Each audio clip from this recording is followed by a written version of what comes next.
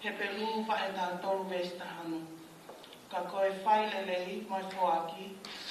Ke oa nā ngalo he koe ngahi whailau lau pe he o plenei ia e otua. Ka pau ke ofa ke otua, whaki hole le taha. Mea nā maungi vesi po whala koe ni. Ko kole aki ki he tikoni. Ka taki ke mu mea mai o tanake e tau wahe o pulu me mea ofa. Kole aki ke tā mea, ki tā maha pas. Ke whaki malo. Whaki ki e ki pea ke fie fia. Whaki ki e ki pea ke fie fia. Whaki ki e ki pea ke fie fia. Whaki ki e ki pea ke fie.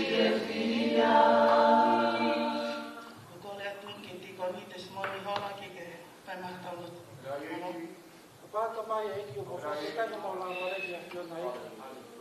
Ma o tu me fa ko di e ki ai de ke ka manga.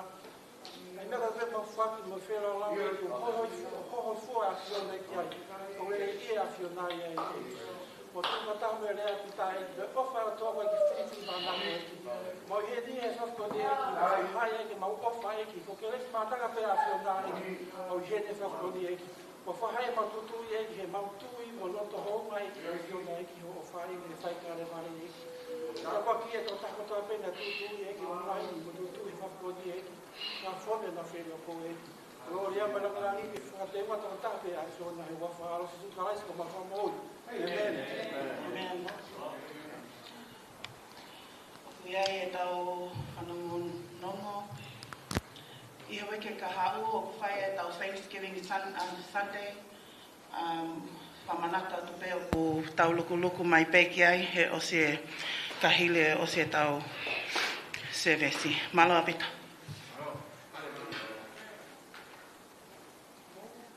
God is good. All the time. And all the time. God is good. I'd like to firstly thank our Heavenly Father for giving us another chance to come and praise and worship His name. Amen, church? Two verses I brought for us today, I've read out before. It's from Psalms chapter 30, verse 11 and 12.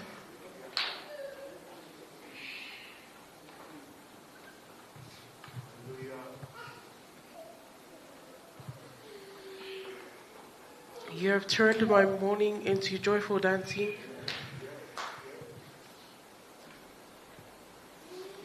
You have taken away my clothes of mourning.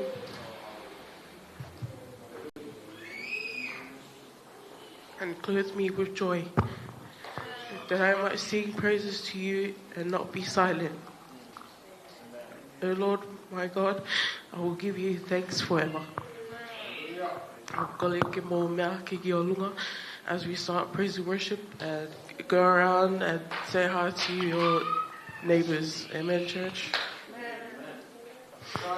Oku mo uia oku eiki, oku ika ike mateia, oku whakamo oria e kuloto, oku whakamo oria e kutui, a e kuofa ki a teia. Oku mo uia oku eiki, oku ika ike mateia, oku whakamonia e kuloto, oku whakamonia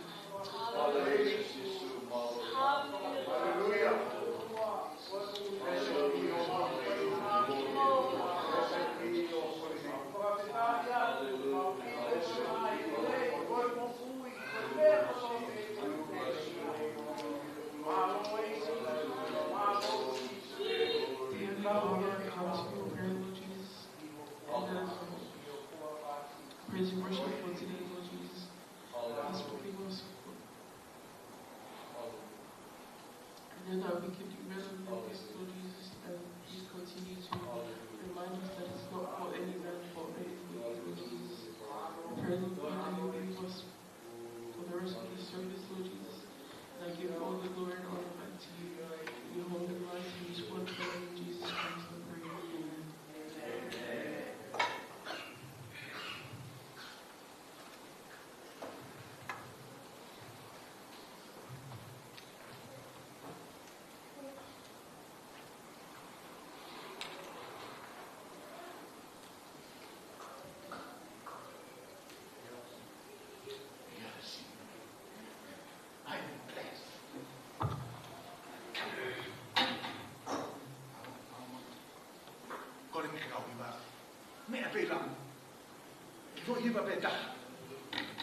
I am blessed. Tau ai pēia pe koe hātunga wia tau mōi. Amen. We are blessed. Tau mara tau tau o kua ke hana tātou o tau tau e āwea. Ko tau mai pai o tau tau ke tau hiwa. I am blessed. Wake up in the morning. Oh, I lay my head to rest. I am blessed. I am blessed. Come on, church. I am blessed. I am blessed. Every day of my life, I am blessed. When I wake up in the morning, oh, I lay my head to rest. I am blessed. I am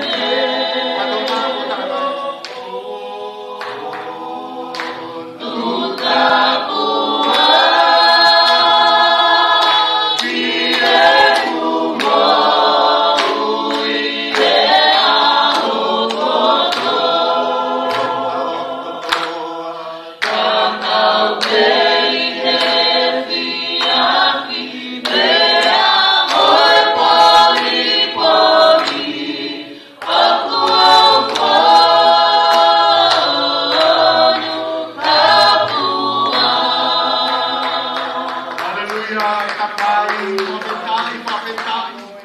Ko e whia whini ko e whānes house o kufonu e tā puake. Me he mōmeni ti pē mautuha ke he pongpongeni. O ke tāpaki a ke mautolo e ea, ke mau mānawa, ke mau mo i whawhetai. O mau aha ke i e pongpongi o ke tāpaki ki mautolo, ke mau wakai, ko mau ngai whitoenga, o mau whamiri. O nau ke i lawe pē i he mo ui, ko e whaki ke resi tae māta a tā pē a whiona. Tau mai a nā mau tāu hataimi. Tau mai a ke pehe kua tonu e mau laka. Ka neongo e mau tae whaito tonu. O ku kei whaito tonu pe a Sehova. Mau atua e langilangi ma gloria i he mau sewe si he ahoni. Ke langilangi a toko taha pe a he tamasi a loi. E tamasi ko sisu kalaisi. Mau whawhetai kia te koe. Koe hae wholofola. Ko whiri ke whai aha wahe ai Father's house. E ki mea ngā wea ke ku mauhi. He ko ho wholofola a koe o ku maoni oni peia. Ko ho tamai o e ki o ku ne whie mau ho toko ni. Hala mai hola o maari e pia ke whakaau. Ai message o e ahoni. Ki he loto e toko taha kotoa pe. Ke monu ia pe ho hua whao ta ingata pia ta ingata. Amen, amen.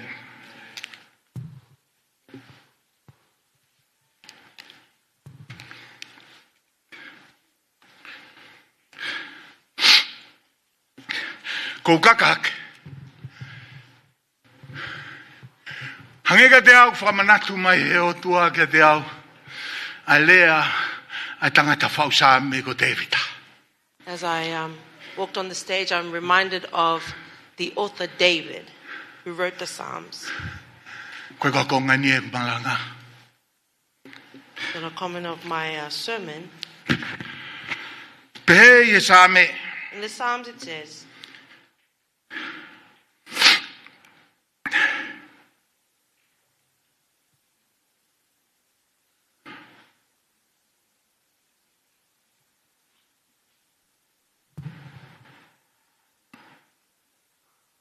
righteous. The righteous. I was young.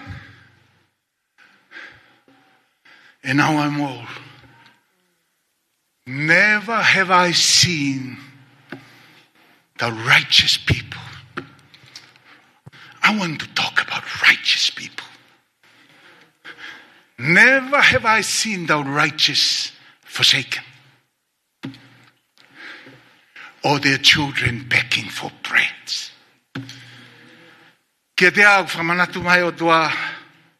God is reminding me He is faithful. I was young, David says, Naku keisi. Peko motua eni. Teke ke usio ke maoni oni. Koriaki he otua. Never have I seen the righteous Peko ene whana ua kuna korema. or that his children would beg for bread. Kia te au whamanatu mai otua a ene whaitotonu. God is reminding me His faithfulness Pea mo ene tauhiwa. and His Amen. relationship Pea mo ene with faith malawa ke whakai ke ene kakai. and His ability to provide for O His kou people. whaamu eki. My hope is, church, Ke mo ilo i koe kakai maoni oni mo that you to. would know you are the righteous of God. Amen. Hei kai te iri aki ko he o tua hatai. God will never leave you. Amen. Kui hena o wholwhola. Your word is with you.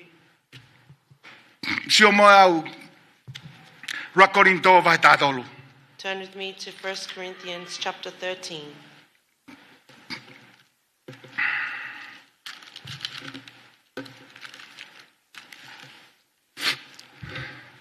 Te rawat be vesita.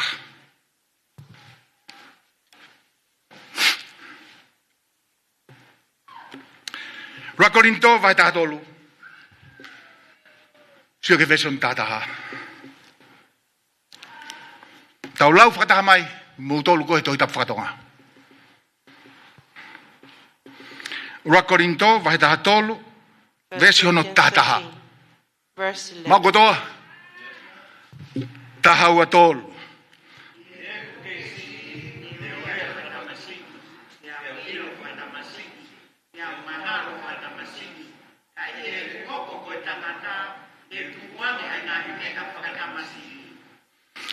Amen.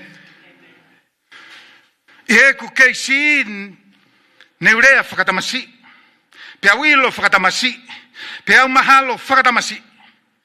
Ka ie ku hoko koe tangata. Niu tukuange a ngai mea whakatamasi. Ka pau te wai haka veinga ki he wholofola i he whiawhini. If I can give a theme for tonight's scripture and sermon, Ko taimi ke tau tangata. it is time for us to be Amen. a man. Father's house ko taimi ke tau tangata. Father's house, it's time for us to become Pe a ko man. taimi ke tau matoa. It's time Hello for tu. us to become mature Amen. in church. Amen. I tau ono noa he tau ni. My 60th Hoko this tau year, ono noa he tau ni. as I commemorated my 60th birthday this year, Ko tok whakataonga e ake. I have recognized I'm getting old. I'm getting young. O ko wilo ko motua. And in knowing that I'm getting older, He koe konga lahi e mea kai nā ku saia i he ku kei ua fulutupu ke whaango fulutupu. a large portion of the food I used to like in my 20s and 30s, Koe ke toi loto oksino o kuia ke tau ki ai. my body does not want it any Ua yo no longer. ngahi ku anga ona pa ku whakamama. There are many. O ko wilo ko motua. I know that I'm old. He koe tai nimi ke lava lau e toi tapu pau ke tu e sio ataia. Ke lava huki tua, ua hono sio ataia ona. But now, when I read the Bible, I need glasses. When I go outside, I need glasses. Ko wilo ko motua. I know I'm getting old. Ko whaahi ko ngai kau ngā tangata. When I visit my friends, Whai atu e talanoa ai he ua pongi pong. they talk till 2 Pia in toku the whake morning, mātuku. and then we end for the evening. Ka ko wilo pe ko motua, ko tai nimi ko hoko pe hiva. But Ko now I'm ngofulu ko old. mo whakataha pe au mo When it gets lango. 9 and 10, I'm Hallelujah. Amen. Ko wilo ko motua. And in knowing that I'm older, Te neong ho mo sio mai koe na ke ngā pelu pelu ka ne taimi na ku tisko wai. Hallelujah. Pe au manako e whanongo he ngai hiva tisko. and I would like Tona to sama. listen to certain That songs. me, just worship song. Yes. Just worship song. Hallelujah. Very slow music. Yes. Ka moilo, But you o know, ka ke tōhok loto. my heart is not discouraged. Whawhirai ke eki. Amen. He kou lava wakai ke Father's house. For I can see in Father's house Ke kau whewhine, the women mo kau tangata. and men O ku nau hanga whakahaha mai. who convey O ku iai e amanaki kia te au. that there is hope Amen. for me. Whitungo fulu, alu ke walungo fulu, ke whau 70s pe ke to loto. the 80s that we will still come Amen. to church. Amen. Whitungo fulu, ke walungo fulu, ke hiki pe ni ma he whakawhitai ke 70s otua. to 80s will still raise our hands. And Amen. amen. Kau whewhine mo kau tangata. Women and men, Ke hu pe ke otua. that we will still worship God. Amen. Amen. Whawhitai ke eki. Kau whewhine mo kau tangata. Women, Ke piki tai puke puke ngai men can ministry. still cling on to ministries. Koi ai, Therefore, kai ke a me ai e whihalaki he tau there is ono no ngā furu mistake. tupu o whai ai ki olong. 60s and above. Amen. Amen. Kai ke a me ai whihalaki he ki te atu ai ulu.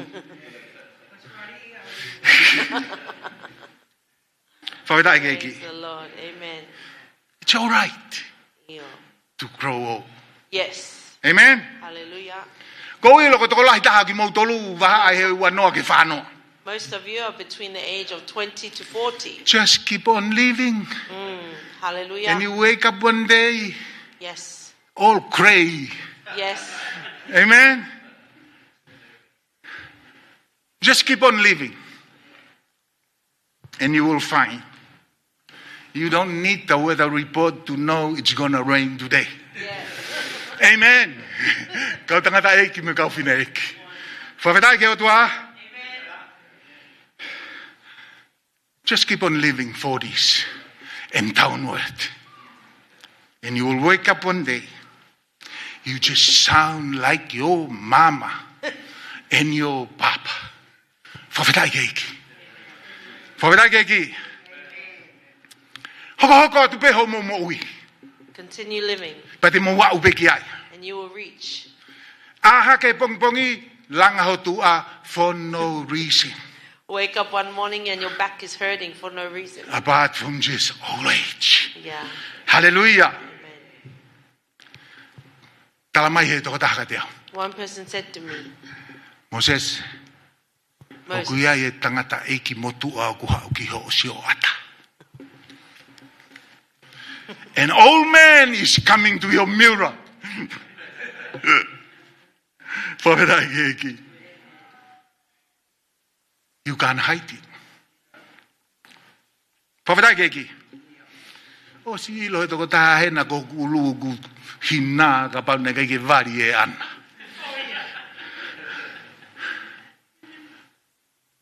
Keep on living. And one day, under 40s, you will wake up with a lot of gray hair in your head. Kamu ilo talamai he folofola. I know the word of God Ko tells us uluhina. gray Ko hairs, kalau ni mata lere. yeah, is the Amen. crown of glory. Yes.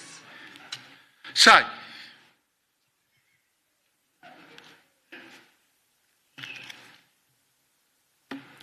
Ko whakawia ke motua. Getting older. Ko whakawia ke motua. Kua pawia ke hoko. Yes, it's inevitable getting older. Amen.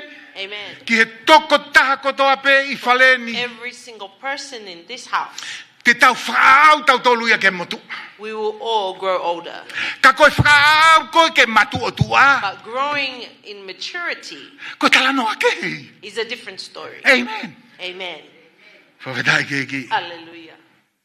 Ka ke tau hoko koe ki tau toluia ke tangata. Hange koe tohi mai a apostolo. And for us, in order for us to become like a man, Talano ake heia. is a different story. Amen. Amen. Ke tau hoko tau tolu o matu o tua.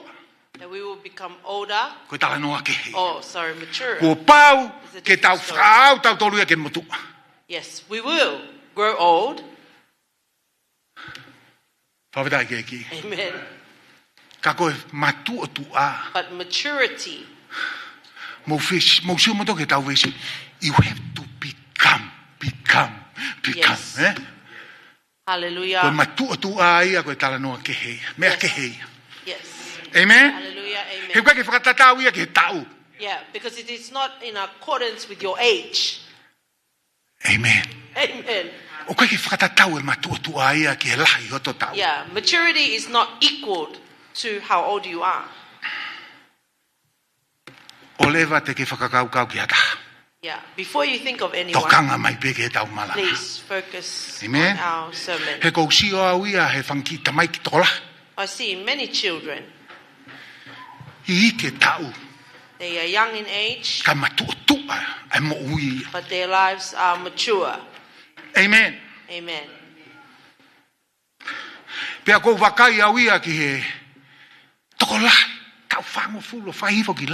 And I notice in many or 40 and above, the age is growing, but they are still like babies. Amen. Amen.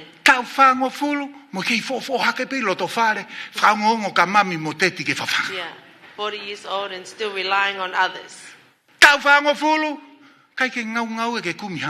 40 years old and not in a rush to look for a job. Amen. Come on, church. Yeah. Come on. I know I'm Biblical. speaking the truth. Yes. Hallelujah. Amen. Amen.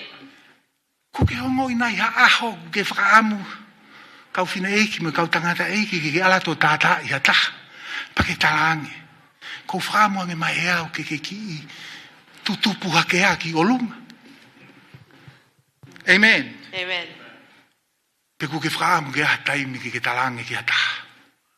You ever hope for a time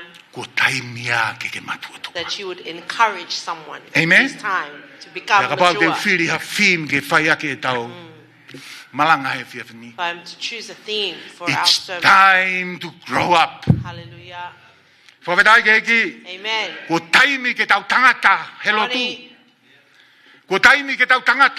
It's time for us to become like a man. Yes. Time for us to become mature. That is what the author of the book of Hebrew was focused on. Especially chapter 5 verse 12.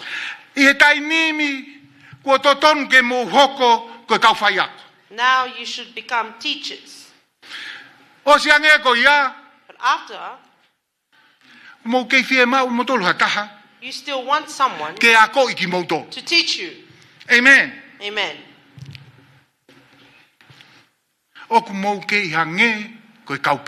You are still like infants.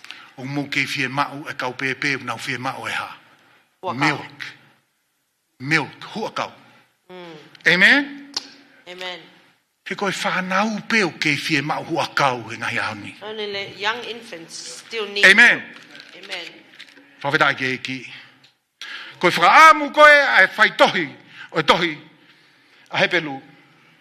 The intention of the author of Hebrews. The longer you have been in relationship, walking with God, the quicker you should mature.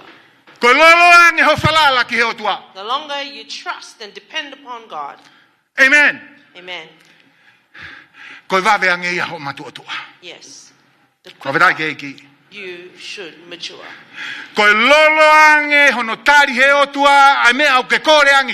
The longer that God answers everything you have prayed for, there should be something in your heart that moves you to become more mature. Amen.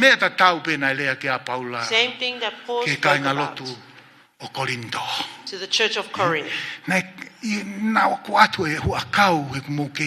I've given you milk while you were still children. I did not give you solids, for you were not yet mature. Yes.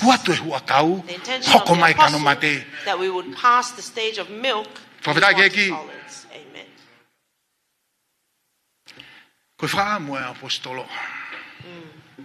The intention of the apostle is as we journeyed with God last year, reaching this year would be different. Amen. Amen.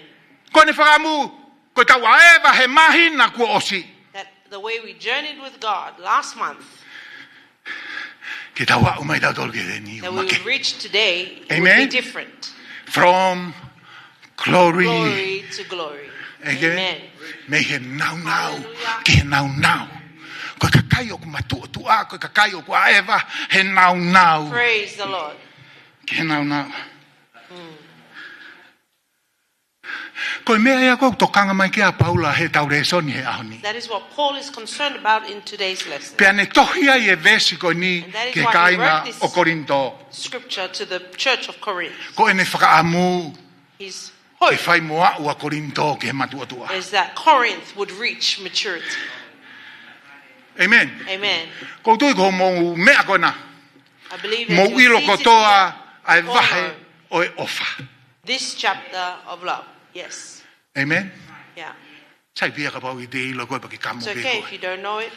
Whawhetai ke ki. Praise the Lord. I lolo tonga talanoa a Paula ki Korinto. Ko ofa o ku katak fuolo. Whilst Paul was speaking to the church of Ko Corinth ofa o about kuanga love, lele ia. love is patient, love is kind. Ko ofa o kai mehek. Yes. Amen. Not proud. Ko ofa o kai fielahi. Yeah. Whawhetai ke ki. Pea kono Amen. whakaosi he vesi ono valu. And as Oku it ha. ends in 8, Koe ke whakaau o osi au whai. love never fails. Pea I he lolotonga e nea konaki ki Korinto whawhekaua ki moe o wha. And whilst he was teaching Ai Corinth ak mo about whanonga I love, he mari ko toa pe. as you've heard at every wedding Whamama celebration, whai rewa e Paula he vesi ono tātaha. Ai Paul matu o then tua. emphasized in verse 11 about maturity. When I was a child, Iyo, I he ku kei tamasi I. iyo. Nā ku lea whakatamasi. Yes, Nā ku ilo whakatamasi. I thought like a child. Pea uhinga whakatamasi. Yeah, and I reasoned Ka like a ie child. ku hoko o tangata. When I become a Nā ku man, tukuange ai anga whakatamasi. I put the ways of childhood behind me. Hallelujah. Amen. Hallelujah. Ka mai Paula nei taimi nā ku keisi I ai. Paul says there was a time I was young. Pea urea whakatamasi, pea Yes. ilo whakatamasi, pea uhinga whakatamasi. Hallelujah. Mahalo whakatamasi. Amen. Amen. Ka I he taimimi. Ka kua ua o kia tuunga he taimimi. I reached a point now Ko whaaua o tangata. that I have now become Whaaua a o man, matuatua. become mature. Whakatatau kia Paula I heni. In accordance with Paul here, Koe matuatua, koe koha mea ia o tua ke ni whaika koe. maturity is not God's doing to you. Amen. Amen. Hallelujah. O te ke tautu mai ko tatari. E ia e aho e Don't ngā au e say mai o you're tua ke waiting. matuatua. No. That God will work on me to make me mature. Whanongo lelei. Listen carefully. When I become a man, Hallelujah. ko decision pe ia Paula ke Praise hoko o tangata. It is Paul's decision to be Ko awi e ke tunga ne mo a wi. man. He has reached a point in Ne his life. whakatoka ngā I ku fulahe anga whakatamaiki. He's recognized there's too much childlikeness. Hallelujah. Amen. I must grow up. Hallelujah. It's time to grow Bonnie, up. Bonnie. Tala noa pe Paula ia ka Paula. Yes, Paul was It's speaking time to I must grow Paul. up. Whawhetai ke ki. Hallelujah.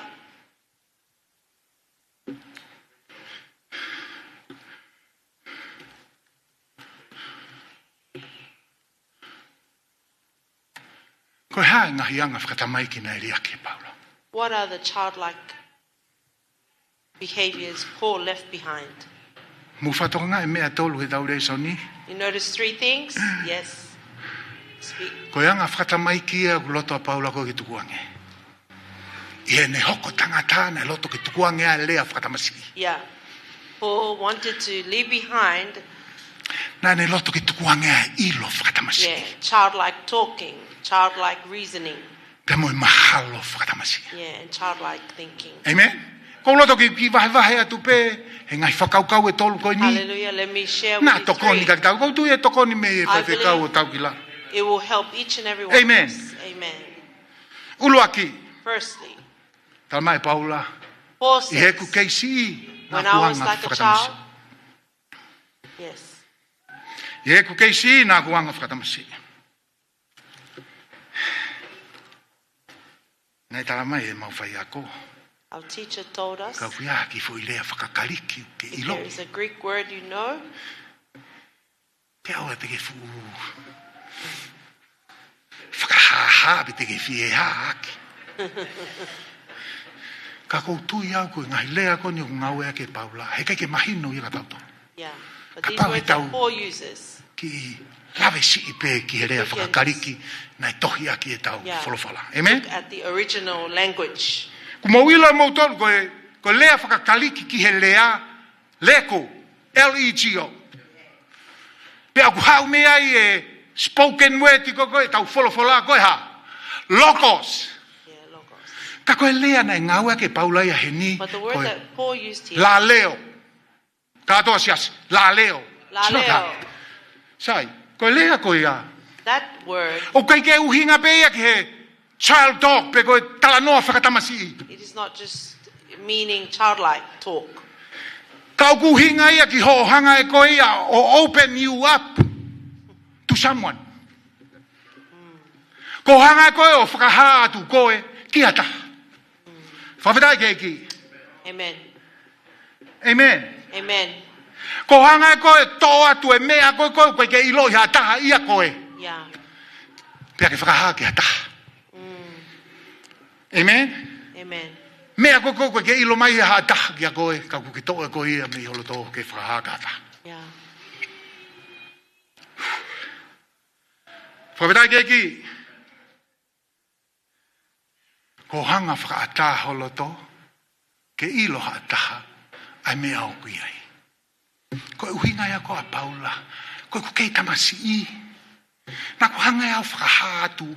Wow, mo mea i hoku loto, ki he kakai. Pe kai peke ngata i he kakai, ka ki he kakai hala.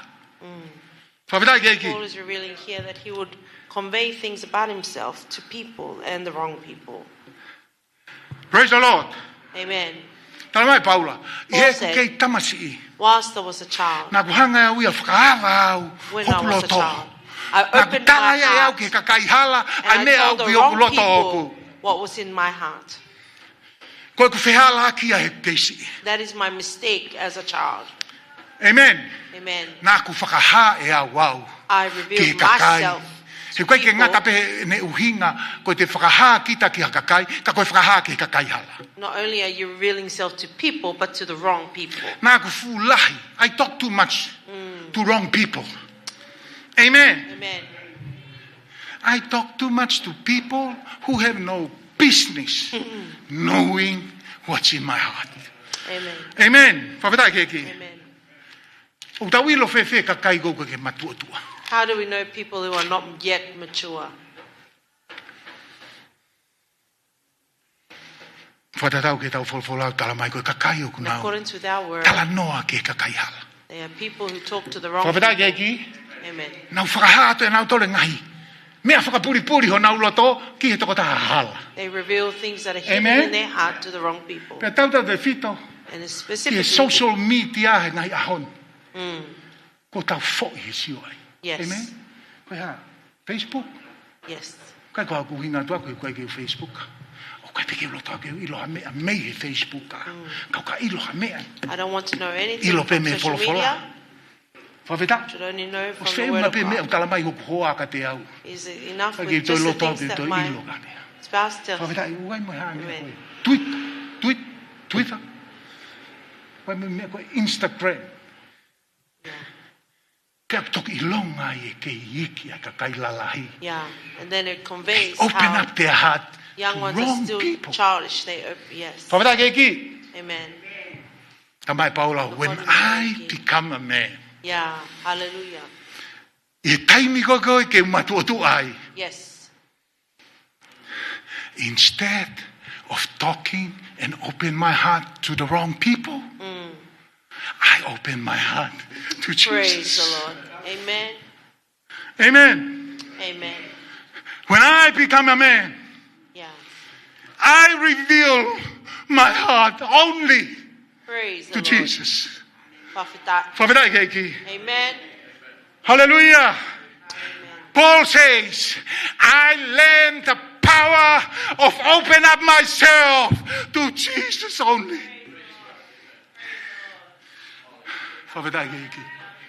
Amen.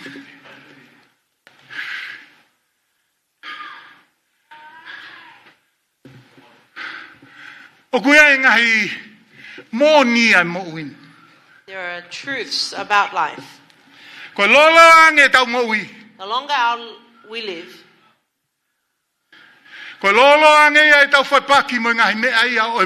the longer we struggle but challenged by the things of this life. The longer we live, there will be a day the doctor will say, sorry, Moses, I cannot do anything else. The longer we live, there will be friends who will leave us. Amen. Longer we live, there are times we lose our jobs. But Paul is asking us, Father's house. Hallelujah. Don't open. And when it's happened, don't open up yourself to wrong people. Amen? Tulolo kilalo. Hotui. Surrender. Kakehanga. Bend down on your knee and look up to God. Say, God, I'm here again. God, here I am. I can't convey what is happening in my heart to anybody else. I only want to tell it to you, you and me.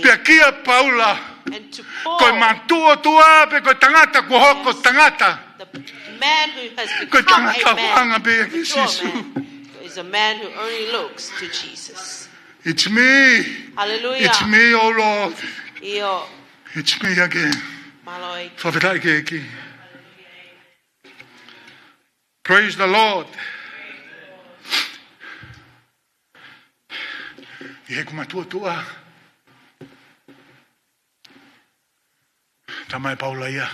Paul says, when I become man, I humble down and I tell it to the Lord. Everything that I face, I tell it to the Lord. Amen. Amen. And you know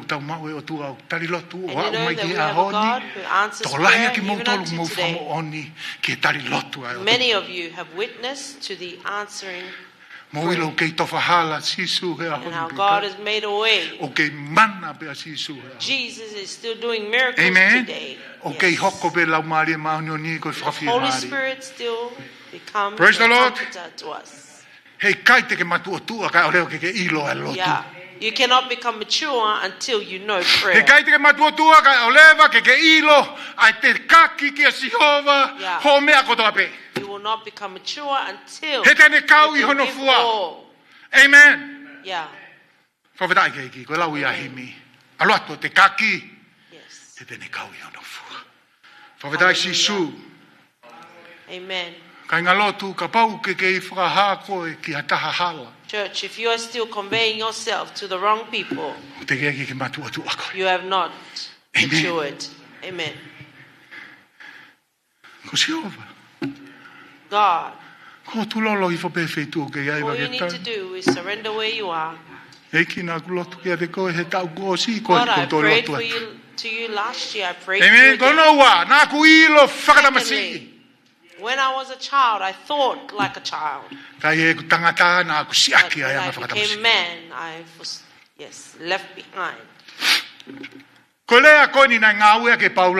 words that Paul used,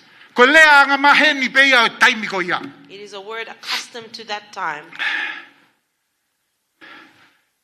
Phroneo, P-H-R-O-N-E-O, phroneo.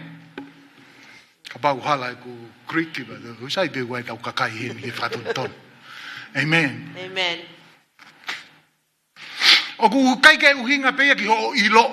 Not only to your thinking of or knowledge of people, self-understand. Amen. Hallelujah. kia koe. The way you see yourself. Koe anga koe ho whakotutuunga a koe. The way you position yourself. I eurak centuri e taimi koe ni o Paula. In the first century, in the time of Paul, koe whahinga ulunganga ka kailoma he taimi koe ni. the nature of the Roman people, Koe anga e nau mahino i e froneo be koe self-understanding be koe ilo I koe o kita. the way they understood themselves, O whawhehoa nakia ki he koloa koe o kuke mau. was attached to the possessions you had. Pena e fu crazy au pita lo mai ki he koloa.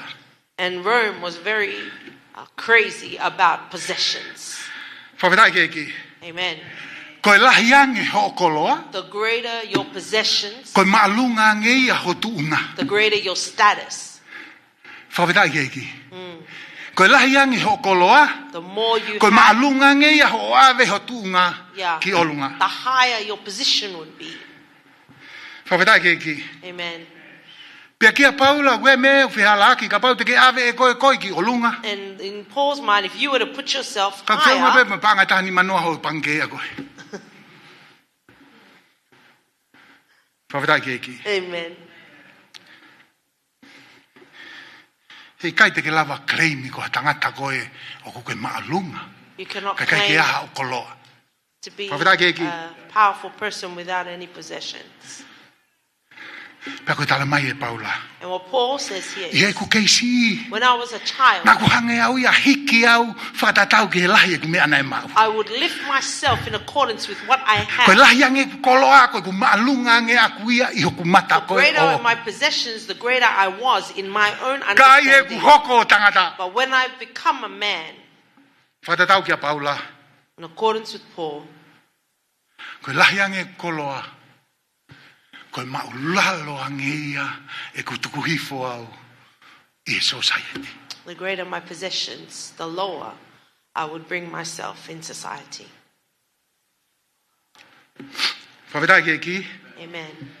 Tamai Paula, when I become a man, Paul said, I become humble. hallelujah.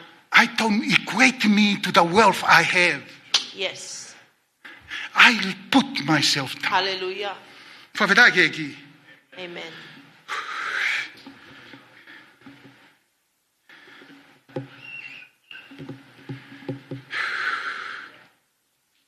Humble. Praise. The more I get, Hallelujah. the lower I see myself. Praise the Lord. Amen. He koe ni kai ngalot, Father's house. Koe whaunga e ua o ke sio aki ko hokoloa. There are two ways in which you perceive your wealth. Amen. Amen. Whaunga e ua o ke sio aki ko hokoloa. Two ways. Ulo aki ko ho sio ke mea o ke tātāna ki, pe ku ke accumulate ko ho o possession, ko ho mea ia a. First is that you see your wealth or the things you accumulate as your own possessions. Whawhetai ke ki, Amen. ko hono ua ko ho sio ke mea o ke mau, Secondly is that you see the things you possess pe ke lau ia koe ha. and you count it. Tapu aki. Yeah. A blessing. Whawhetai ke ki. Amen. Amen. O kua e tau sio ke koloa koe There tau are two mau. ways that we look at the possessions or Praise the the wealth Lord. we have. Amen.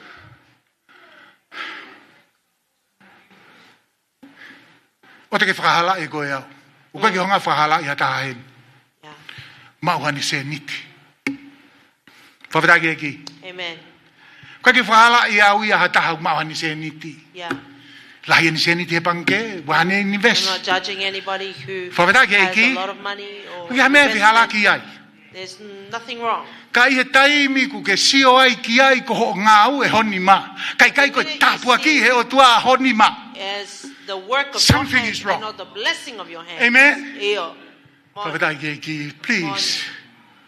Pe, toi taimi si, he ke o se tau malanga tato e haun. Whawhetai ke ki. Hallelujah. Whawhetai ke ki. Praise the Lord. Ka i ho mau ho koloa. But when you have your Pea ke wealth and toki possessions, tepi mai hange ko koe toko tape i mamani. Something is wrong. Iyo. Amen. Amen. Tamai Paulaia. You still do that? You still a baby. Praise the Lord. Hallelujah. Ka he taimi uma wai ho koloa. But in the time you have your Ka wealth ki whakawai e koe koe. and you humble yourself, Amen. amen, O ke pehe, koe And you koloa say koe ni iho kuni ma. that the possessions in my hand, Koe tāpu aki ia he o tua, Are the ai blessings ngau from e God. hoku ni ma. he has blessed Ke me o ange on pe the ki work ai e of my nau hands. nau. Ke That I o will ange give pe him ki the ai e glory. whakawhetai. Yes, give Pe him o the ange pe ki ai e praise whakamalo. and give him the thanks. Amen. Hallelujah. O ana lere ilahi hake, ako naki a Paula ke kakai loma. O ana lere hake ho mu mahalo ki a te koe. Yes, in Paul's own word, do not I he think of mahalo koe yourself o ku totonu. higher than you ought to. Amen. Yes. Whawhetai ke ki. Amen. Church, can we be Hallelujah. humble? Praise the Lord. Can we lower our life? Tamai sisu Praise ko the wanga Lord. malupe. Yes. Moanga mai vai. Yes. Two, only two. Hallelujah. Whawhetai ke ki. Jesus said, I'm humble and meek. Matua, Tokoni mai. te ke ose mau malanga. Ka ko whaamoange o tua ko ki mea sisi ko ina. Ke ai ha tokanga mo ha hohori o Nio mauloto. eki. Whatatau ke ha konaki ai Tokoni apostolo. mai sisu. A uaga taimi ko mau tangata. He whai e lotu mau tangata. He tataki o mau ngai whamiri mau tangata. I ngai ngau e mo ngai polokalama ko toa pe aisiasi. Nio. Hoko mai ho lau maari e ki whaka ulelei pe ho wholofola ke loto toko tāko toa. Oua mo ana tuku hataha ke loto mamahi mai ke te au. Ka nau loto mamahi, nau loto mamahi atu ki te koe lau maari e.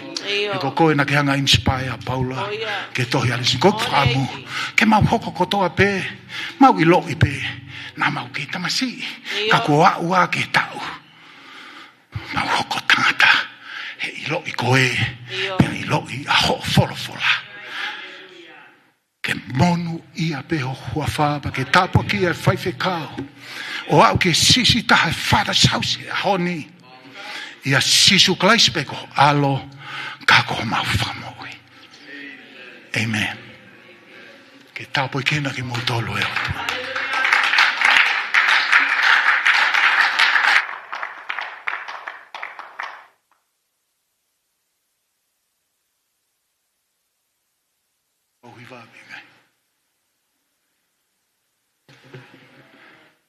I am blessed.